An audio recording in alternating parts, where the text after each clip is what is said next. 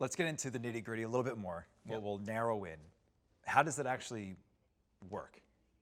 Right? So you're mentioning you're buying or selling contracts, but there are other things you can do within this app as well that mirror the Robinhoods of the world, that mirror some of those other apps you can use in the financial market. 100%. I mean, we really have built this to mirror and look and feel like a financial trading application where you can buy and sell actual instruments of something.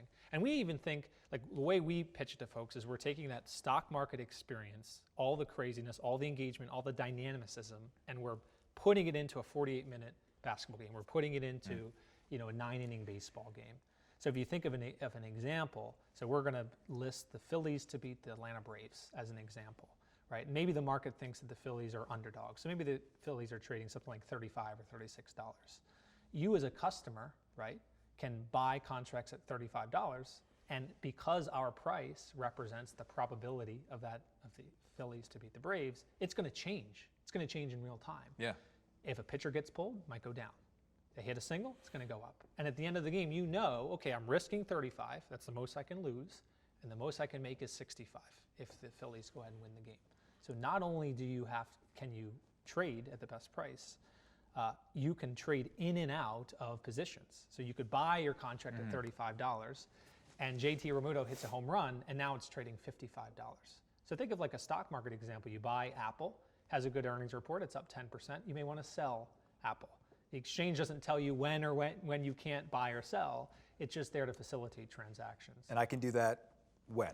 At what point do I get locked out if I try to? That's one of our biggest kind of value adds. Is like if you're used to betting on sports now, you're using some of the incumbent applications, you may be used to seeing a lock symbol or the gray out. That is not something that you're going to see on Sporttrade. At all? Zero. Not going to get locked out. Well, I mean, think of it this way. Like, can you imagine, and it happened one day in capital markets, Robinhood locked customers out for one day, and the world lost its mind. You can't lock customers out. This is everything against Ended up in front of Congress. Ended up in front of Congress. And you go on a sportsbook, and you go to cash out of your Phillies bet, what do you see? You see the lock symbol.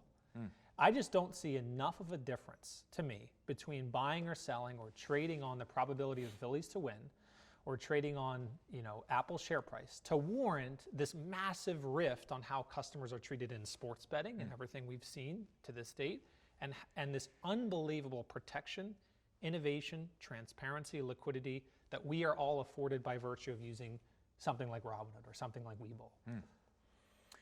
I think as a user, right, we're talking about the customer in mind. I mean, I can just think of an example,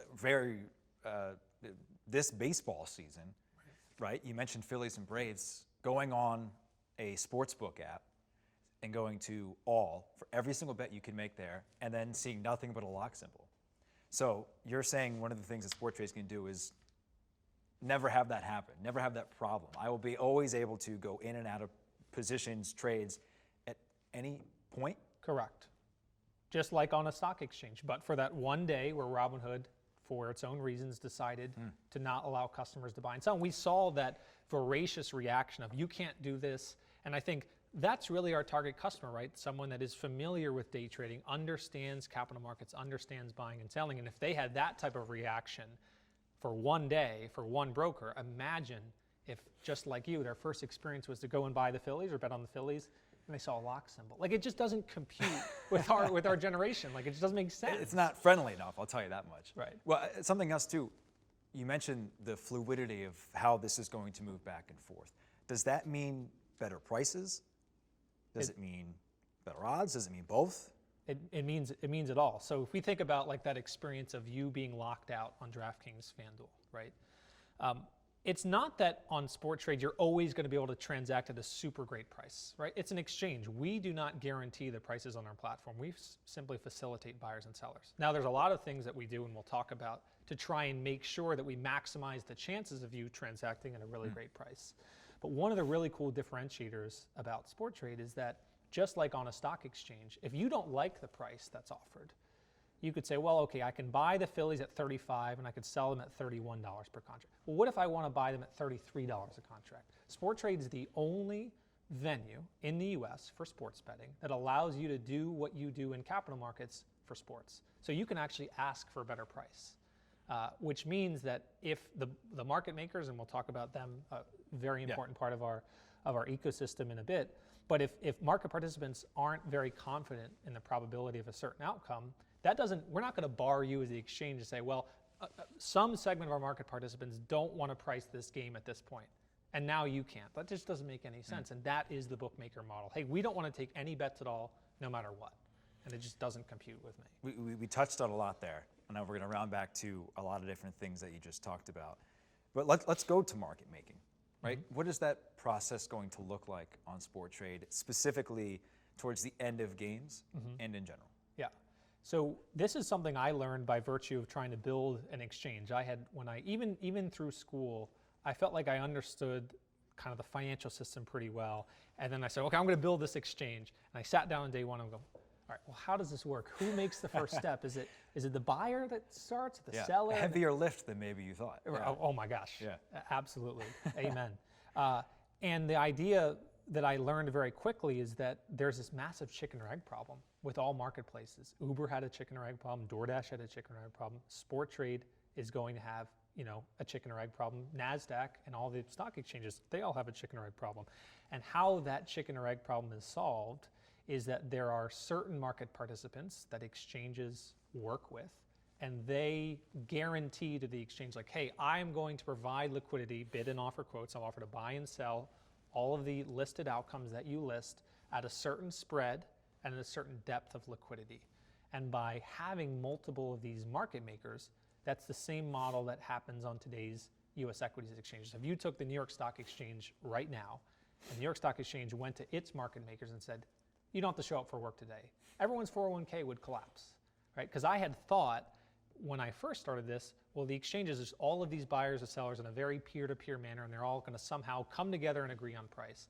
And what I realized is, hey, there's times where you have a seller and not a buyer, and a buyer and not a seller. And the market maker performs that really critical function of acting as an intermediary to facilitate those at the times where there's not enough liquidity to match customers directly together. Well, I'm glad you brought that up, because that has been an issue in places elsewhere who are trying to bring this sports betting exchange sort of into focus. So let's chat about liquidity, right? How do you guys plan on approaching that issue? Yeah, I think the first thing we do, and the first thing we've done, is we've went after the market makers first and said, hey, we're going to build this venue, and we're going to do it together with you. We're going to build the technology, and that's great. We're going to be ready to facilitate buyers and sellers.